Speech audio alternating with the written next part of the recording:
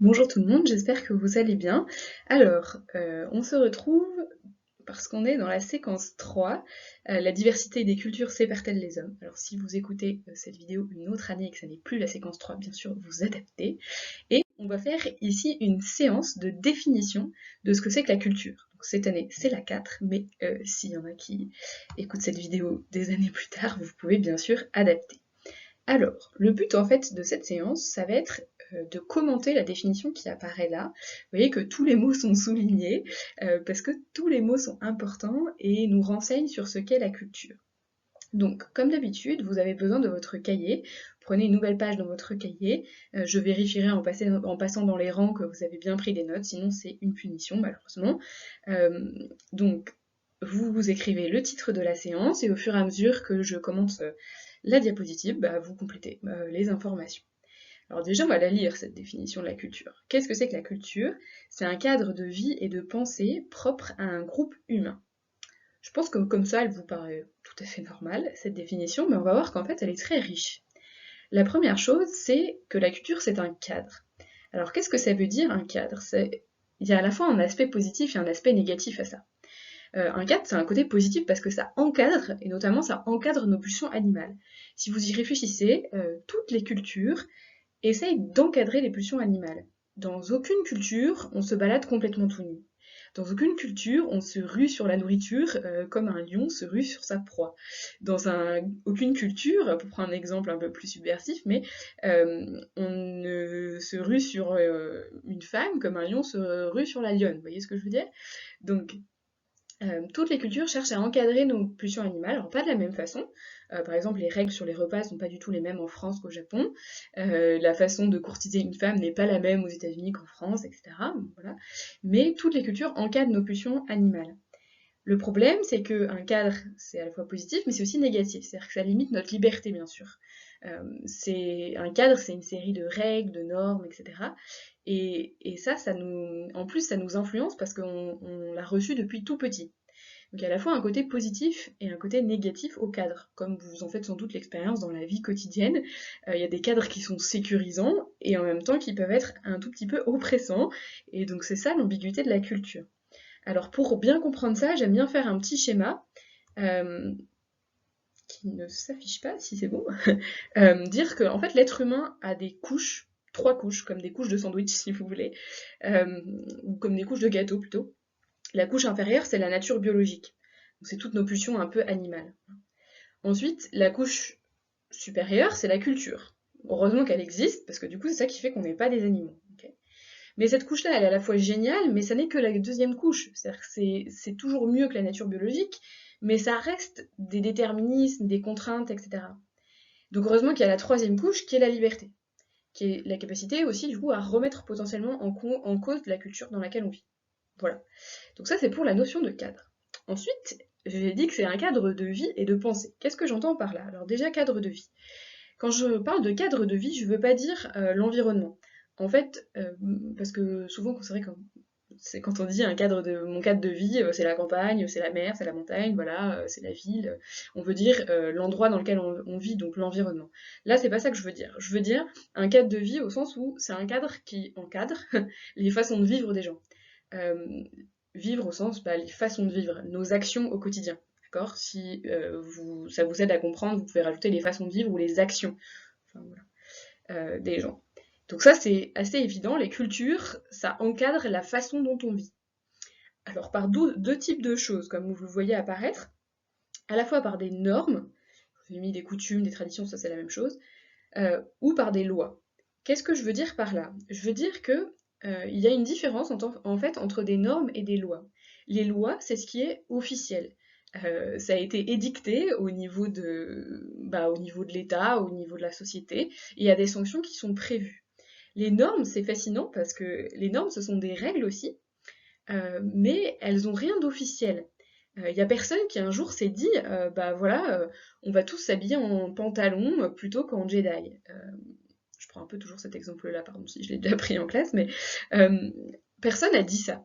Et en fait, ça s'est instauré petit à petit, quoi. Il y a personne qui a voté la loi, il n'y a pas un dirigeant qui a décidé ça. C'est juste le cas, quoi. Donc les normes, les coutumes ou les traditions, il n'y a pas un moment précis où elles ont été édictées par une personne identifiée. Voilà, ça s'est fait un peu petit à petit. Et pourtant, c'est des règles. Alors la sanction n'est pas la même, c'est pas une sanction qui est prévue par la loi, mais c'est une sanction enfin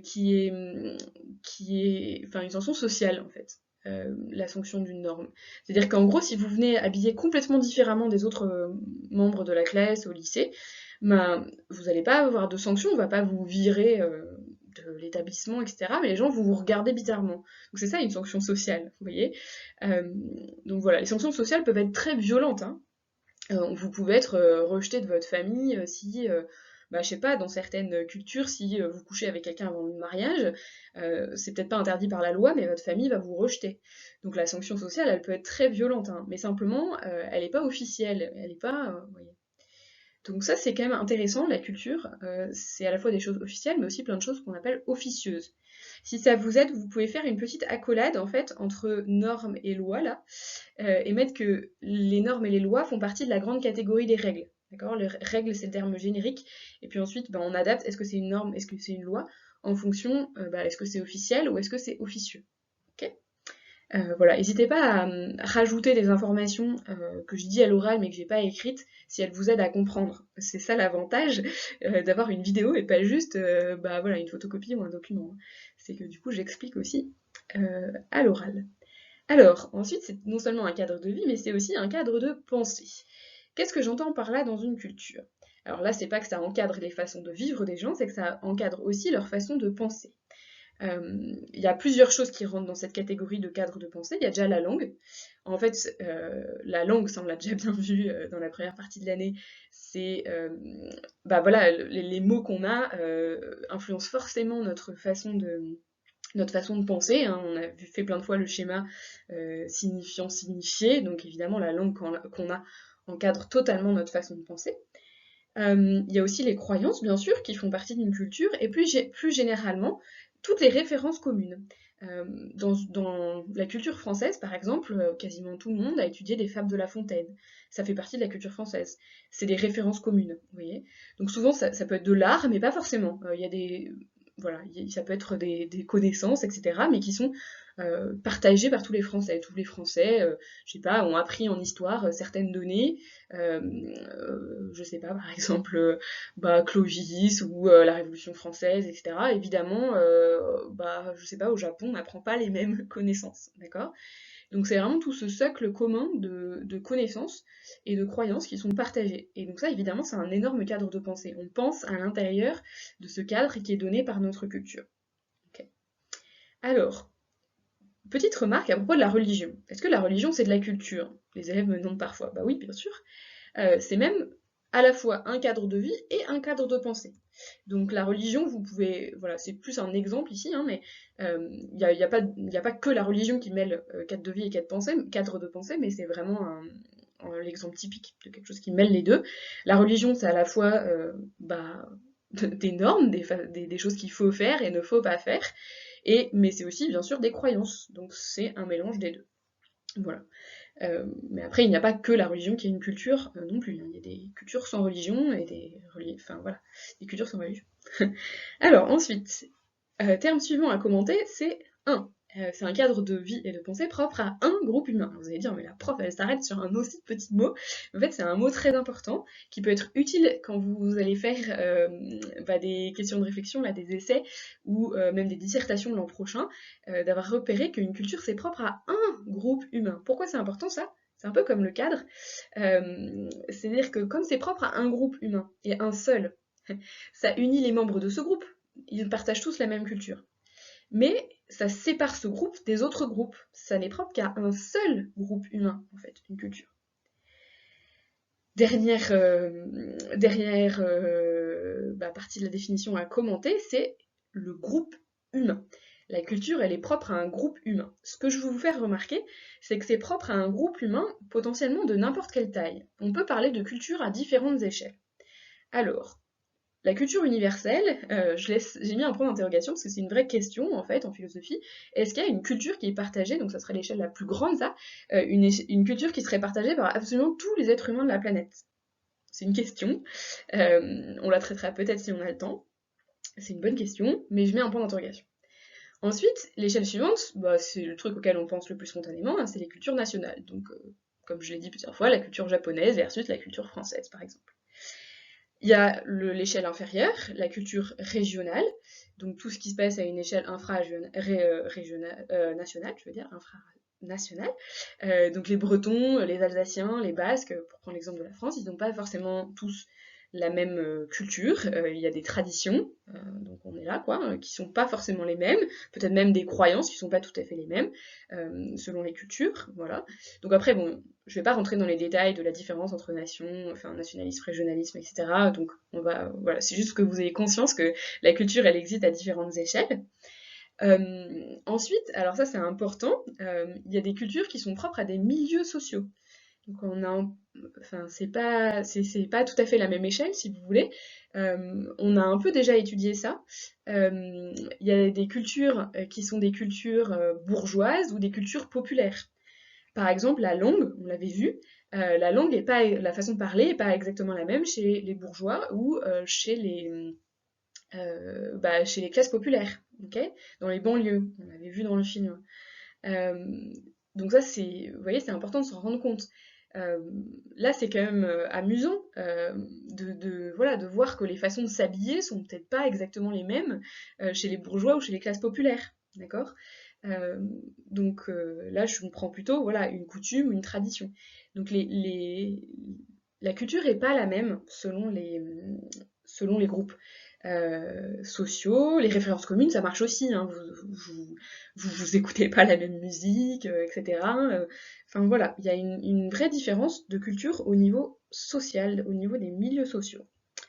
Dernière échelle où on peut étudier les cultures, alors ça peut paraître plus surprenant, c'est ce qu'on va appeler des micro-cultures. Peut-être que vous avez dans votre famille une culture familiale. C'est-à-dire que vous avez des traditions qui appartiennent qu'à votre famille, par exemple au moment d'un anniversaire ou au moment de Noël, etc. Il y a des traditions qui ne sont pas les mêmes d'une famille à l'autre. Vous avez peut-être aussi des références communes dans votre famille, c'est-à-dire qu'il y a des blagues que seul vous comprenez. Donc ça veut dire que vous avez un socle de connaissances qui est partagé que par votre famille. Donc ça, c'est bien sûr le signe que vous avez une culture familiale. Vous pouvez vous poser la question, je veux dire, est-ce qu'il y a une culture à l'échelle de notre lycée? Est-ce que dans notre lycée, on a des traditions ou des façons de s'habiller, etc., qui sont pas les mêmes que dans le lycée d'à côté, vous voyez. Est-ce que on a des références qui sont pas les mêmes? Est-ce que voilà. Pareil à l'échelle de vos groupes d'amis. Donc ça, c'est plutôt des micro-cultures, ça existe aussi. Voilà, donc vous avez maintenant bien compris normalement cette définition. Pourquoi je me suis embêtée à tout commenter? Parce que vous vous souvenez que dans l'introduction d'une question de réflexion ou d'un essai, c'est hyper bien d'essayer de réutiliser dans l'opposition les définitions qu'on a données dans l'analyse. Je rappelle le moyen mémotechnique, donc A, O, P.